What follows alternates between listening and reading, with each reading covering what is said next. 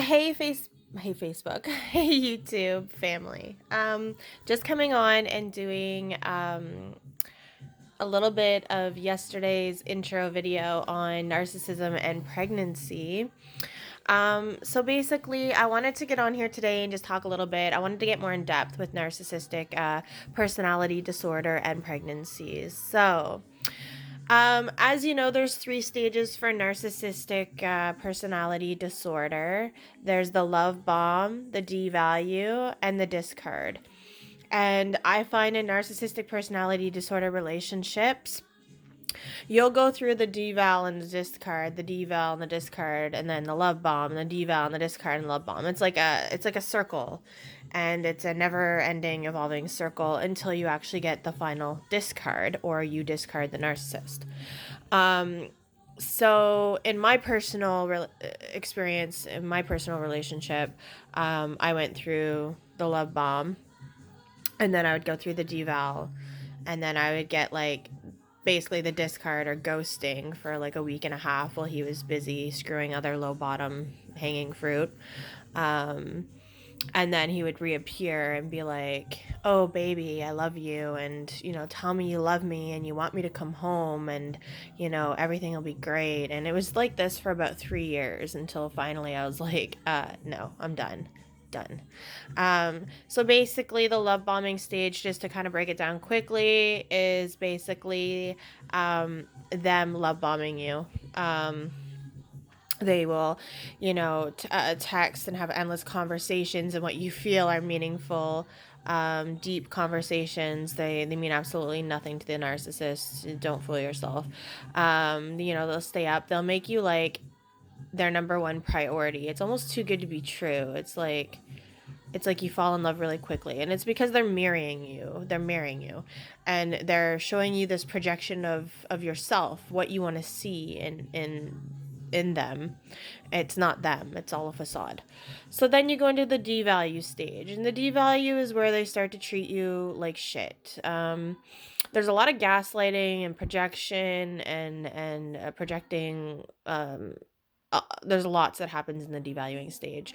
So basically, like the things they said to you in the love bombing stage, you'll question, and then it's a completely like the goalposts always move for a narcissist. Okay, so what they said in the love bombing stage, how they talk trash about their ex, but number one, guys, when they talk shit about their ex, take that as a red flag, okay? Like, especially if they have children together. Like, the stuff my ex said about his ex, they were married for 15 years, and he was like, "Oh, she didn't clean herself, she didn't spice up the love in the bedroom," like, it was just all this rubbish garbage that I really should have seen as a red flag. Because if you can talk shit about a woman that you're married to for 15 years like that, then, what are you capable of? Secondly, if a man, and this is number one, women, and I'm kind of basing this for the women, for the men narcissists, but there are women narcissists out there, don't get me wrong. But if a narcissist or a man can abandon his children and not think twice about it and put the blame on somebody else when really they're to blame, then there's an issue. That's the biggest red flag, because if a man cannot be loyal to his children, what makes you think he's going to be loyal to you? I'll wait. That's right. He won't. So, with that being said, so then you go from the devalue to the discard. And the discard, oh man. So the final discard catches you off guard, because you're like, what the fuck just happened? I thought we just had one of our normal arguments where you F off for a week and a half and I don't hear from you, and then you come back and things are great. But then things don't really go that way, and you're kind of shocked, caught off guard. You're like, you're trying to process, cope with everything, and you realize that this is where you start to realize that maybe you were dealing with something more than just, you know what I mean, being a breakup. There's obviously something underlying. So you start YouTubing videos like I did, and you understand, hey, like, this is a thing. Like, why isn't he messaging me back? Why isn't he um why haven't I heard from him in a week? Why hasn't he reached out to his children? What's going on? Why, what? I just don't understand. And that's the discard stage, okay? And so understand that while you're going through the devalue stage, they're on dating sites or Facebook dating apps, or they pretend to play Candy Crush on their phone. Mine was notorious for that. But really, they're out there talking to other women on, Facebook dating apps, or they've, Facebook chats in general. And so basically, they're grooming or trying to groom a new supply. They're trying to find somebody else to replace you with. And that's when they actually find a new supply and groom them and feel confident enough to monkey branch, which is what they jump from relationship to relationship. That's where you get the final discard.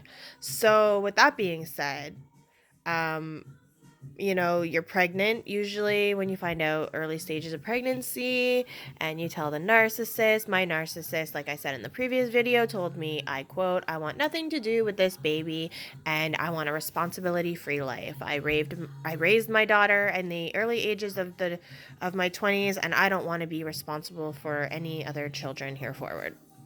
Okay, fine. Good luck with that. Let me know how that goes for you. So, the narcissist discards you because you told him you're pregnant, and narcissists don't like taking any responsibility at all. In fact, they'll dodge any form of responsibility or any form of anything that has to make them responsible for their actions. And they try to lie, deceit, dodge it, avoid it, ignore it. Pretty much what I'm dealing with right now. So basically, it's hard. It's I'm not even going to sugarcoat it. It's been a year.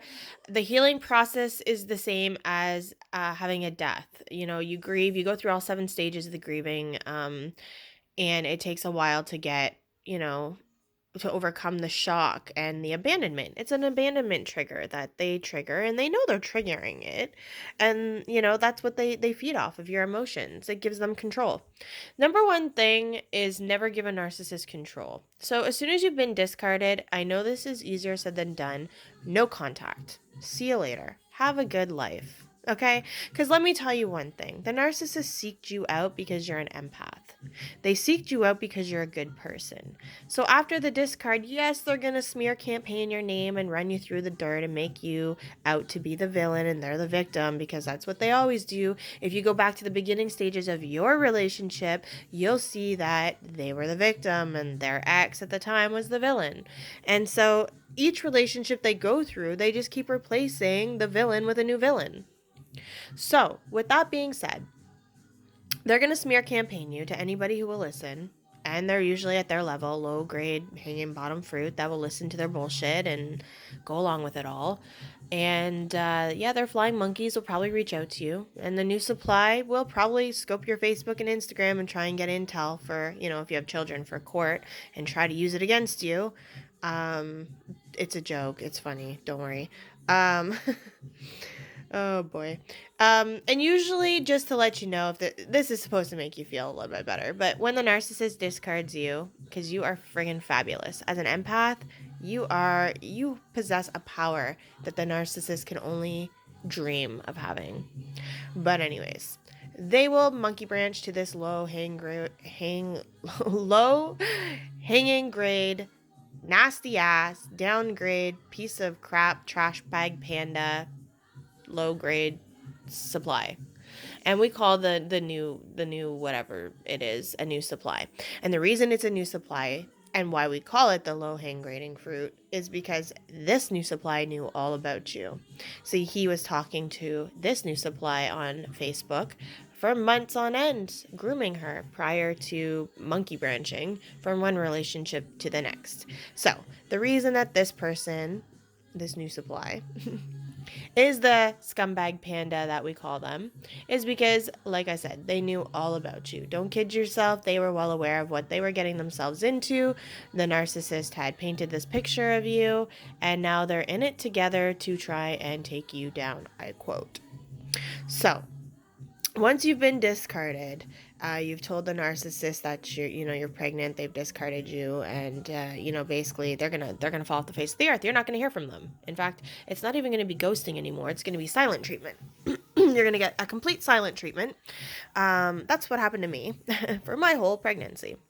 And then when they start losing control because you go no contact, that's where they start to call the police on you nonstop, 4 times to be exact. And they're still not going to gain control because they've got nothing. They're just, everybody realizes what type of people they are, which is trash. Trash is trash. Pigs will always be pigs. You put lipstick on a pig, it'll still be a pig at the end of the day. I say that all the time. So anyways, so the narcissist monkey branched over to the new relationship, love bombing the new supply. The trash bag pandas are playing in the pig pens together, and basically, you're stuck over here, pregnant or about to give birth to your child, and you're wondering, how am I going to do this? It feels like your world's coming to an end. You can't breathe, you can't eat, you can't focus, you can't, you're at work and your brain's just it's not there. And so basically, like I said, no contact. Focus on yourself. The best revenge in life is being successful. Do the things that you always wanted to do that the narcissist had prevented you from doing. It's almost like during the relationship, you don't even realize this, but they isolate you from your friends and your family. They stop you from even leaving the house or even having a life. And anything that you are passionate about or, want to try or, um, even if you want to travel somewhere, they'll shut it down. If you want to, try new things, try new food, you're really excited or happy about a certain thing, and they're like, that's blah, blah, blah, and it's just anything that you are passionate about, they're going to shut it down and be like, because they want to keep you right where they want you. They want you in your house. They don't want you to go anywhere or do anything. They don't want you to have a life. They just want to seclude you and isolate you from the world so that, and if you do, and then they're going to start to smear your name. And don't kid yourself, by the way, going back to the devalue stage, they've already started smearing your name to their family, to their friends, they start that early. So that when they do discard you, it's like, see, told you, she's crazy. And that's their famous line, just to let you know. They're crazy. She's crazy. Yeah, no. No, we're not crazy. We're crazy for putting up with their bullshit. Yep, that's right. That makes us crazy. So and the other thing that I want to talk about as well, just getting into it briefly, is they financially try to deploy you. The reason I'm tagging this together is because narcissists will discard you at the most vulnerable time in your life, whether it be a death of the family, a birth of a child, finding out you're pregnant. They discard you almost when you need them the most. Okay? And at that point, they've drained you dry, emotionally, mentally, and financially. And so my advice to you is that when they deploy you financially, get yourself, first thing, no contact. Start off no contact. Don't even erase them from your life. Erase them from your phone. Erase pictures from your phone. Erase everything. If you got pictures, if you have children, get gone. See you. Take the number out. Don't even know who you are anymore. If you have to, change your phone number so they can't contact you anymore. Do what you have to do to no contact. I find that the justice system is coming around slowly to accepting and acknowledging that narcissistic abuse is a form of abuse. They emotionally, physically, sexually, and financially abuse you, to the point where my ex got accused of sexually assaulting a woman at our family campground. So it's there's no end to what these narcissists are capable of doing, and they will play and plant that picture like you're the crazy one when you're just trying to wrap your head around everything that's going on and deal with it like a normal person. So financial abuse, yeah, they go into your bank account, they take money out so they can wine and dine their other girls, take them to the casinos and out for dinner, yeah, on your dime. Awesome, eh? Lovely. That's what they do. Yep. Because they need to have money. They need to show that social appearance of, they're the big shot. But really, they're not. And if you think you got the prize by getting the narcissist, oh, you got the prize all right. You got the jack in the goddamn box. That's what you got. That's all you got. Crank her up. Because the jack's going to come out and the mask's going to come off very soon. So, Yes, they use you. They use your finances. Whether it's a roof over their head, they'll use you for your house. They'll use you for meals on the table. They'll use you because you pay all the bills as a security blanket. They just use. They use. They take. They suck you dry of all your resources until they feel like they've gotten all they can get out of you, and then it's discard. Bye bye. So what you need to do, girls, is put your crowns back on your head. Put your chin up high, and literally outshine those little narcissistic BS tards, because honestly, they're gonna amount to nothing. They're stuck. They're little Satan's little helpers. They're just devilish, nasty trash pandas, and they will amount to nothing, and they will be stuck in their little bubble because they have no empathy and they don't care about anybody but themselves, not even their children. Remember that. Not even their children. And if they presume or present like they do, they're using your children for narcissistic supply, and they are only going to mentally mess with your children's heads. That's what narcissists do. So anyways, I'm going to cut this video short. I am going to come back on. I did a video not too long ago about the new supply. So I'd like to get into a little more depth in my next video about the three stages of narcissistic abuse and, how to overcome it mentally. So stay tuned. Peace, everybody.